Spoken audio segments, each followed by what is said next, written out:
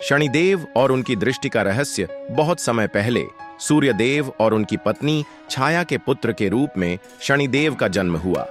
जन्म से ही शनिदेव गहन तपस्वी थे और भगवान शिव के परम भक्त थे।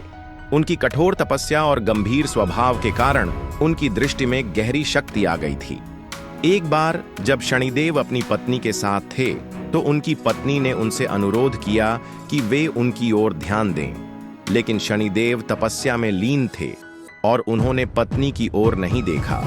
उनकी पत्नी को बहुत क्रोध आया और उन्होंने शाप दिया, तुम्हारी दृष्टि जिसके ऊपर पड़ेगी वह नष्ट हो जाएगा।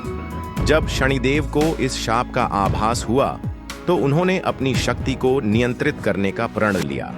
वे केवल आवश्यकता अनुसार ही अपनी दृष्टि का प्रयोग करने लगे और न्याय के देवता बन गए। वे हमेशा कर्मों के अनुसार फल देने लगे, चाहे वह राजा हो या रंक। शिक्षा: इस कथा से यह सीखने को मिलता है कि क्रोध में दिए गए शाप और कठोर वचनों का परिणाम कितना गंभीर हो सकता है। साथ ही शनिदेव हमें यह भी सिखाते हैं कि कर्मों का फल अवश्य मिलता है, इसलिए हमें सदैव सही मार्ग पर चलना चाहिए।